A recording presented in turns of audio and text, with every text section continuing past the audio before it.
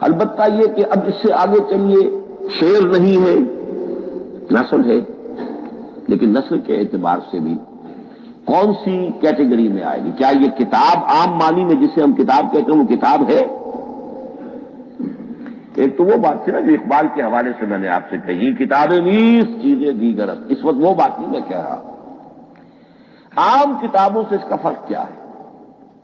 ایک کتاب ہوتی ہے، اس میں ہر چیپٹر میں ایک بحث مکمل ہو جاتی ہے، اگلے چیپٹر میں پھر لوٹا کر آپ پہلے چیپٹر کی کوئی بات نہیں کریں گے، پھر وہ بات آگے چلے گی، ابواب ہوں گے، ابواب میں مضمون کے مطابق مضمون آگے بڑھتا چلا جائے گا۔ کتاب کا یہ لازمی وصف ہے۔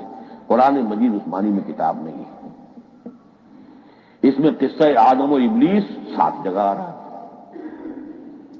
بار بار آ رہا ہے، سورہ بقرہ میں، سورہ اعراف میں، سورہ ہجر میں، سورہ بنی اسرائیل میں، سورہ کہف میں، پھر سورہ طٰہٰ میں، چلتے جائیے، سورہ صاد میں حضرت موسیٰ علیہ السلام کا قصہ کتنی مرتبہ آ رہا ہے۔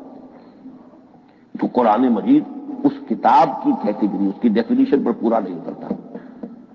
دنیا میں جو کتاب کا معیار ہے، عام اس کا جو اسلوب ہے، اس کی جو ڈیفینیشن ہے، ایک شکل ہوتی ہے مجموعہ مقالات، وہ بھی نہیں ہے، اس میں ہر مقالہ اپنی جگہ پر ایک مکمل شے ہوتی ہے، لیکن یہ کہ وہ دوسرے مقالات سے تو مختلف ہوگی، یہ مجموعہ مقالات بھی نہیں۔ اس کا اسلوب جو ہے وہ خطبے کا ہے، قریش، اور یہ کہا جا سکتا ہے it's a collection of divine orations, یہ اللہ تعالی کے خطبات کا مجموعہ ہے۔ مختلف اوقات میں خطبے نازل ہوتے تھے حضور پر صلی اللہ علیہ وسلم، اور یہ بھی جان لیجئے کہ عرب میں ادب کی 2 ہی صنفیں تھیں جو معروف تھی، یا شعر یا خطبہ، یا خطیب ہوتے تھے بڑے شعلہ بیان خطیب، اور یا شاعر ہوتے تھے۔ تو یہ جب شعر کے اسلوب پر نہیں تھا تو خطابت کا اسلوب ہے جو اللہ نے اختیار فرمایا، اور ہر موقع پر، ہر مرحلے پر جو خطبہ اس وقت کے حالات کی مناسبت سے نازل ہوا وہ ایک صورت ہے۔ تو یہ ہے کلیکشن آف ڈیوائن اوریشنز، یہ اللہ تعالی کے مجموعہ خطبات الہیہ اسے کہا جا سکتا ہے، لیکن اس سے جو چند نتیجے نکلتے ہیں وہ نوٹ کرنے ضروری ہے۔ خطبے میں مخاطب اور مخاطب کے مابین ایک ریپور ضروری ہے۔ اگر کوئی مصنف بیٹھا کتاب لکھ رہا ہے، اس کے سامنے کوئی سامع نہیں ہوتے، وہ تو اپنی مگن میں جو بھی خیال ہے اپنے دل میں وہ لکھ رہا ہے۔ خطبے میں سامنے ہوتے ہیں، اگر ان کے درمیان رپورٹ نہ رہے، ہم آہنگی نہ رہے، تو پھر وہ خطبہ غیر مؤثر ہو جائے گا، لوگ جو ہیں ان کو اونگ آنے لگے گی، وہ متوجہ ہی نہیں رہیں گے۔ تو ایک رپورٹ مخاطب اور مخاطب ان کے درمیان۔ دوسرے یہ کہ خطبہ کا ایک وصف لازمی یہ ہوتا ہے کہ ایک واقعاتی پس منظر ہوتا ہے پیچھے موجود۔ اب کوئی شخص ہے سیاسی تقریر کر رہا ہے، ایک خاص پس منظر موجود ہے، اس میں وہ ان چیزوں کی طرف حوالے دیتا چلا جائے گا، صرف وہ تفصیلات بیان نہیں کرے گا، اس لیے کہ وہ لوگوں کو معلوم آج کے دور کا ایک واقعہ ہے، لوگوں کے علم میں ہے، لیکن کتاب میں آپ لکھیں گے تو پھر وہ پورا واقعہ بھی بیان کرنا پڑے گا آپ کو کہ یہ کب ہوا، کیسے ہوا، جس کا میں حوالہ دے رہا ہوں۔ لیکن خطبے کے اندر پس منظر جو ہے وہ موجود ہے، اور اس کے حوالے سے صرف جو اشارات اس کی طرف ہو جائیں گے۔ نمبر 3 یہ ہے کہ خطبے میں تحویل خطاب بہت ہوتا ہے۔ تحویل خطاب سے کیا مراد ہے؟ ابھی خطیب آپ سے بات کر رہا ہے، آپ سے مخاطب ہے، اور کسی وقت وہ فلاں کو جو یہاں موجود بھی نہیں ہے، وہ نواز شریف صاحب کو خطاب کرنا شروع کر دے گا۔ بھائی نواز شریف تو یہاں نہیں ہے، لیکن خطاب انداز وہ تو تقریر مقرر ہے، سیاسی تقریر کر رہا ہے، نواز شریف کو چیلنج کر رہا ہے، نواز شریف یہ کر دو گے تو ہم یہ کر دیں گے، اور نواز شریف یہ تم غلط کر رہے ہو، یا بے نظیر تمہارا یہ معاملہ۔ ہاں بے نظیر تو وہاں موجود نہیں، صدر ایوب صاحب کو جو بھی گالیاں دی جاتی تھی تقریروں کے اندر، وہ خود تو وہاں موجود نہیں ہوتے تھے۔ تو اس میں تحویل خطاب نوٹ کرنا پڑتا، ابھی کس سے بات ہو رہی تھی، ابھی کس سے بات ہو رہی تھی۔ قرآن مجید میں آپ دیکھیں گے ایک آیت میں حضور سے خطاب ہے، اگلی آیت میں کفار سے خطاب ہے، اس سے اگلی آیت میں اہل ایمان سے خطاب ہے۔ تو تحویل خطاب جو ہوتا ہے اس کے حوالے سے نوٹ کرنا پڑتا ہے کہ اس وقت اس آیت کا جو رخ ہے کدھر ہے، اس میں کس کو خطاب کیا جا رہا ہے۔ چوتھی بات یہ ہے کہ خطبے میں صرف عقل سے اپیل نہیں کی جاتی، جذبات سے بھی اپیل ہوتی ہے۔ اسی لیے خطابی انداز کہلاتا ہے، خطابی انداز میں لوگوں کے جذبات سے بھی اپیل کی جاتی ہے۔ جبکہ آپ ایک مقالہ لکھ رہے ہوں، اس میں جذبات کی بات نہیں آئے گی، ٹھنڈی ٹھنڈی عقلی باتیں، منطقی باتیں، دلیل صغرا کبرا جوڑیے، نتیجہ نکالیے، وہ لوگوں کے سامنے رکھیے، تصنیف ہے۔ لیکن خطبے کے اندر صرف عقل نہیں، جذبات سے بھی اپیل ہوتی ہے۔ اب یہ سارے اوصاف میں جو بیان کر رہا ہوں، یہ سب قرآن مجید میں تمام و کمال بدرجہ اتم موجود ہے۔ اور آخری بات یہ کہ خطبے میں، اور یہ کہ یہ چیز مشترک ہے غزل میں بھی اور قصیدے میں بھی اور خطبے میں بھی، اس کا اول و آخر بہت جامع اور مؤثر ہونا چاہیے۔ اسی لیے مطلع مقطع یہ خاص طور پر ہوتے ہیں نا۔ مقطع میں آپ پڑھی ہے سکون گسترانہ بات، جس غزل کا مطلع جاندار ہے اس کو آدمی پڑھے گا، اور اگر وہ مطلع پھسپھسا ہے وہ باقی نظر پڑھے گا ہی نہیں، چاہے آگے اس کے اندر بڑا عمدہ شعر بھی ہو وہ نہیں پڑھے گا۔ مطلع ہی جو ہے بے جان ہے، پھسپھسا ہے۔ پھر مقطع آخری جو شعر ہو، تو قصیدے میں بھی یہ ہے اور خطبے میں بھی یہ ہے۔ یہی وجہ ہے کہ قرآن مجید کی صورتوں میں اکثر و بیشتر شروع کی آیات اور آخری آیات انتہائی اہم ہوتی ہے، بہت جامع ہوتی ہے، جن کو کہا جاتا ہے کہ یہ سور جو ہیں ان کی ابتدائی آیات، خواتین اور پہلی آیات۔ اب سورہ بقرہ کی آیات شروع کی، پھر آخری جو ابھی میں نے آپ کو سنائی، یہی آل عمران کا معاملہ ہے، کس شان کے ساتھ وہ اٹھ رہی ہے۔ یہی سورہ حج کا ہر جگہ پر آپ دیکھیں گے ابتدائی جو ہے خطیب اگر ایسی بات، ایسا انداز اختیار کرے کہ اپنے سامعین کی توجہ کو اپنی طرف مبذول کرا لے، اگر شروع کا انداز ایسا نہیں ہے تو وہ بات آگے بڑھے گی نہیں۔ آخری بات یہ کہ خطبے میں ہمیشہ یہ ہوگا کہ ایک مین سپیکر جو ہے اس کی ایک بات سامنے ہے کہ میں نے یہ بات اپنے سامعین کے ذہن میں بٹھانی ہے، لیکن دائیں بائیں کی باتیں کرے گا، کوئی قصہ بھی سنائے گا، کوئی شعر پڑھے گا، کوئی اور کوئی لطیفہ بھی سنائے گا۔ ہمارے ہاں کے جو بہترین خطیب جو ہوتے تھے وہ احراری حضرات جو ہے بہترین خطیب ہوتے تھے، اور آپ نے سنا مولانا عطا اللہ شاہ بخاری رحمۃ اللہ علیہ، ان کی تقریریں 6 گھنٹے تک لوگ سنتے تھے۔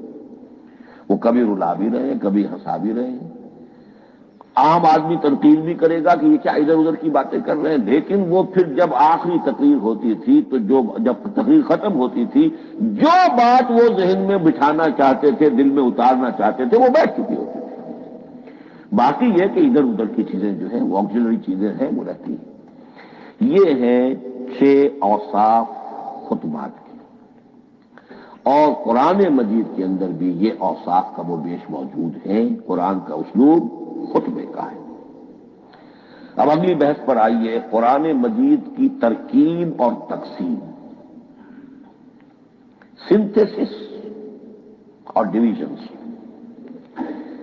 اب اس میں سمجھیے کہ کلام جو ہے اللہ کا کلام ہے، کلام مرکب ہوتا ہے کلمات سے، کلمات حروف سے بنتے ہیں۔ عربی زبان کے حروف 28 یا 29 ہیں۔ الف اور حمزہ کو ایک ہی مانیں گے تو 28 رہ جائیں گے، الف علیحدہ حمزہ علیحدہ تو 29 ہو جائیں گے۔ یہ حروف جڑتے ہیں، لفظ بنتے ہیں۔ لفظ محمل بھی ہوتا ہے، لیکن کلمہ وہ کہلاتا ہے جو بامانی لفظ ہو۔ پھر ان کلمات کو آپ جوڑتے ہیں، یہ مرکب توصیفی بن گیا، مرکب اضافی بن گیا، مرکب عددی بن گیا، مرکب جاری بن گیا۔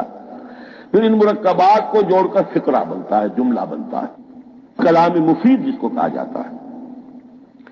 قرآن مجید کے اعتبار سے علامہ سیوطی نے مخصوص جو قرآن کی اصطلاحات ہیں ان کے حوالے سے ایک بات کہی ہے، لیکن واقعہ یہ ہے کہ قرآن کی اصطلاحات خود اپنی ہے، دنیا کی دوسری کسی بھی اصطلاحات پر ان کو قیاس نہیں کیا جا سکتا۔ لیکن جاہز چونکہ قدیم تھے، انہوں نے قرآن مجید کو کہا یہ دیوان کی شکل رکھتا ہے، جیسے کہ حافظ کا دیوان کسی اور کا دیوان۔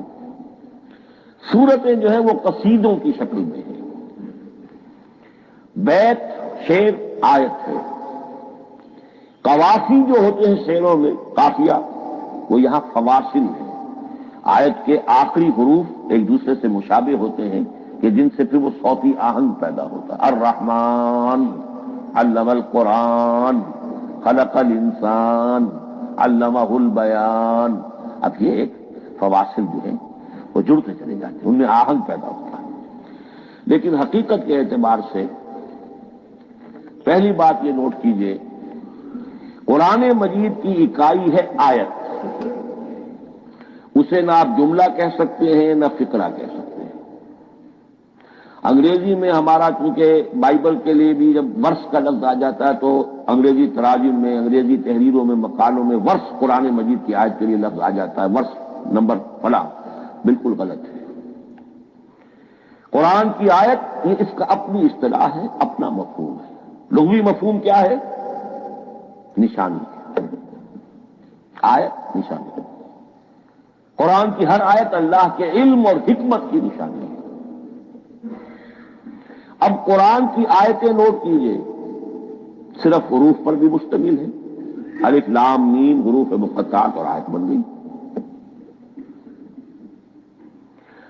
وہ مرکبات ناقصہ پر بھی مشتمل ہے، والعصر مرکب جاری ہے، حرف جار، آیت ہو گئی۔ پورے جملے پر بھی مشتمل ہے، ان الانسان لفی خسر، ایک جملہ ہے، اور 10 جملوں پر بھی مشتمل ہے۔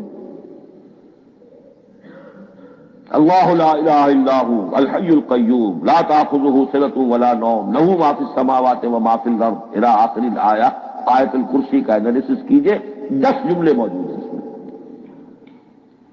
تو نوٹ کر لیجئے، یہ چیز توقیفی کہلاتی ہے، یہ کسی گرامر کے اصول پر نہیں ہے، کسی منطق کے اصول پر نہیں ہے۔ آیات قرآنیہ کی تعیین توقیفی ہے، یعنی حضور کے بتانے پر موقوف ہے۔ حضور نے بتایا والعصر، یہ آیت ہو گئی، آیت ہو گئی، ہم آیت مانیں گے۔ الف لام میم آیت ہو گئی۔ قاف حرف ایک ہے، یہ آیت نہیں ہے۔ نون ایک حرف ہے، آیت نہیں ہے۔ قاف والقرآن المجید ایک آیت بنی، نون والقلم وما یسطرون ایک آیت بنی۔ تو اس طریقے سے اس کو کہتے ہیں توقیفی، موقوف علیہ ہے حضور کے بتانے پر۔ اب اس میں روایات کا اختلاف ہو سکتا ہے کہ حضور سے کوئی روایت یہ ہو کہ یہ ایک آیت بنی یا 2 آیتیں بنی۔ مثلا بڑی اہم مثال آپ کو دے رہا ہوں، سورہ مزمل کی جو دوسرا رکوع ہے، پورا دوسرا رکوع، وہ ایک آیت شمار ہوتا ہے، اور میرا بڑا گمان رہا بہت عرصے تک کہ یہ ایک آیت نہیں ہو سکتی، یہ مختلف اوقات میں نازل ہوئی ہیں، 2 اوقات میں نازل ہوئی ہے، اور یہ مجھے قول مل گیا علامہ سیوطی کے ہاں، حضرت عبداللہ ابن عباس رضی اللہ تعالی عنہما کا قول کہ یہ 2 آیتیں ایک نہیں۔ لیکن یہ کہ یہ ہوگا موقوف روایت پر، میں کوئی نہیں ہوں جو اسے قرار دے سکوں۔ ہاں مجھے اگر کوئی روایت مل جاتی ہے، کوئی خبر یا اثر، خبر محمد رسول اللہ کی یا اثر آپ کے کسی صحابی کا صلی اللہ علیہ وسلم رضی اللہ تعالی عنہ، تو پھر یہ ہے کہ ہم مانیں گے۔ تو اس کو کہتے ہیں توقیفی۔ آیات اور سور کا معاملہ توقیفی ہے، بالکل، یا کسی منطق، کسی گرامر، کسی اصول بیان، کسی پر مبنی نہیں ہے، یہ مبنی ہے حضور کے بتانے پر۔ اس طرح سورت کسے کہتے ہیں؟ عربی زبان میں سور کے معنی ہے فصیل۔ فَضُرِبَ بَيْنَهُمْ بِسُورٍ لَهُ بَابٌ، سورہ حدید کے اندر الفاظ آئے۔ اب اس کا کیا تصور دیا گیا کہ ہر آیت جو ہے وہ اللہ کے علم اور حکمت کی نشانی ہے۔ 10 آیتیں، 20 آیتیں، 100 آیتیں، 285 آیتیں، 286 آیتیں جوڑ کر ایک فصیل باندھ دی گئی۔ یہ شہر حکمت خداوندی ہے، ایک نظم ہوتا ہے، جیسے آپ شہر کا ٹاؤن پلاننگ، آج کا تو بہت بڑا فن ہے، بڑی اسپیشلائزیشن ہے، شہر کو پلان کرنا، اس کے اندر کیا کچھ ہونا چاہیے، کس طرح سے ہونا چاہیے۔ تو یہ سورت جو ہے یہ ایک یونٹ ہے قرآن مجید کی، اور اس کا جو لفظی معنی ہے فصیل، گویا کہ اس نے گھیرے میں لیا ہوا ہے ایک شہر معنی کو، علم و حکمت کے ایک شہر کے گرد یہ فصیل جو ہے پوری ہوئی ہے۔ اب اس میں نوٹ کر لیجئے جہاں تک، اچھا کیسے آیتیں چھوٹی بھی ہیں بڑی بھی ہیں، والعصر بھی آیت ہے اور الف لام میم بھی آیت ہے، اور جیسا کہ میں نے عرض کیا آیت الکرسی بھی آیت ہے۔ اس طرح سورتیں چھوٹی بھی ہیں بڑی بھی ہیں۔ سورۃ العصر 3 آیتیں، سورۃ الکوثر 3 آیتیں، سورۃ النصر 3 آیتیں، 3 ہی سورتیں 3 آیتوں پر مشتمل ہیں۔ 3 سے کم پر کوئی نہیں، 2 آیات کی کوئی صورت نہیں ہے۔ لیکن آگے آپ چلتے جائیے، اس کی بڑی سے بڑی تعداد سورہ بقرہ جو ہے سب سے بڑی ہے۔ تو آیت اور سورت کے علاوہ دور صحابہ میں صرف ایک لفظ اور تھا قرآن کی تقسیم کے ضمن میں، اور وہ تھا منزل یا حزب۔ منزل یا حزب 7 منزلوں میں یا 7 احزاب میں قرآن کو تقسیم کیا گیا، تاکہ جو شخص قرآن مجید ایک ہفتے میں ختم کرنا چاہے، ہر شب میں، اکثر و بیشتر وہ لوگ رات کو ہی رات کی نماز میں قرآن پڑھتے تھے، ایک منزل پڑھ لے تو ہفتے میں پورا قرآن ختم ہو جائے گا۔ یہ حزب بھی ہے اور منزل بھی ہے، اور یہ چونکہ دور صحابہ میں تھا، یقیناً حضور نے بتایا ہوگا، اس میں آپ کو عجیب حسن نظر آئے گا۔ اس میں یہ نہیں کیا گیا کہ بالکل برابر برابر ساتھ کر دو بھائی، چاہے صورتیں ٹوٹ جائیں، صورتوں کی فصیل کوئی نہیں ٹوٹتی اس میں، صورتیں مکمل جو کہ تو آئیں گی۔ اور پھر یہ کہ عجیب بات ہے کہ سورہ فاتحہ کو اگر ایک طرف رکھ دیں، وہ قرآن کے دیباچے کی حیثیت رکھتی ہے، تو پہلی منزل میں 3 صورتیں، دوسری میں 5 صورتیں، تیسری میں 7، چوتھی میں 9، پانچویں میں 11، چھٹی میں 13 اور ساتویں میں 65۔ یہ ہے کہ جو ان صورتوں کی ایک بڑی جیسے کہ ایک سیڑھی چڑھ رہی ہے، اور تقریباً مساوی ہو جاتے ہیں، کوئی 4.25 پارے ہے، کوئی 4.5 پارے ہے، کوئی 4.25 پارے، اس طریقے سے ہے تقریباً مساوی۔ لیکن آرٹیفیشل ایکویلٹی پیدا کرنے کے لیے، مصنوعی مساوات پیدا کرنے کے لیے صورتوں کی فصیلوں کو نہیں توڑا گیا۔ اس سے آگے چل کر جو پاروں کی تقسیم ہے وہ بہت بعد کی بات ہے، 30 پارے، اور اس میں آپ کو یہ ساری قباحتیں نظر آئیں گی۔ اس میں صورتوں کی فصیلیں توڑی گئی ہیں اور بڑے بھونڈے طریقے پر توڑی گئی۔ سورہ ہجر ایک آیت ادھر ہے، باقی ساری صورت جو ہے اگلے پارے میں فصیلیں توڑ دی گئی۔ معلوم ہوتا ہے کسی شخص کے پاس جو قرآن تھا مصحف، اس نے صفحے گنے، 7 سے 30 سے تقسیم کیا اور برابر صفحوں کے اندر وہ پارے بنا دیے۔ لیکن بہرحال دور صحابہ میں پاروں کا کوئی ذکر نہیں تھا، یہ بات کی بات ہے۔ دور صحابہ میں آیت، سورت اور حزب۔ اسی طریقے سے طویل سورتوں کو جو رکوعوں میں تقسیم کیا گیا، یہ بھی بات کی بات ہے۔ لیکن یہ جو تقسیم کیا گیا ہے سورتوں کو رکوعوں کی شکل میں، 35 صورتیں تو قرآن کی ایسی ہیں چھوٹی ہیں جو ایک ایک ہی رکوع پر مشتمل ہے، آخری پارے کی۔ آخری پارے کی 37 صورتیں ہیں، پہلی 2 کی جو 2 رکوع ہے، باقی سب کی سب جو ہے وہ ایک ہی رکوع شمار ہوتا ہے۔ لیکن رکوع کیوں کیے گئے؟ لمبی صورتوں میں سے اگر کچھ حصہ پڑھنا ہے نماز میں، سورہ بقرہ پوری تو نہیں پڑھ سکتے آپ ایک رکعت کے اندر، تو اس کا وہ حصہ پڑھا جائے جس میں ایک مضمون پورا ہو، مضمون نہ ٹوٹے۔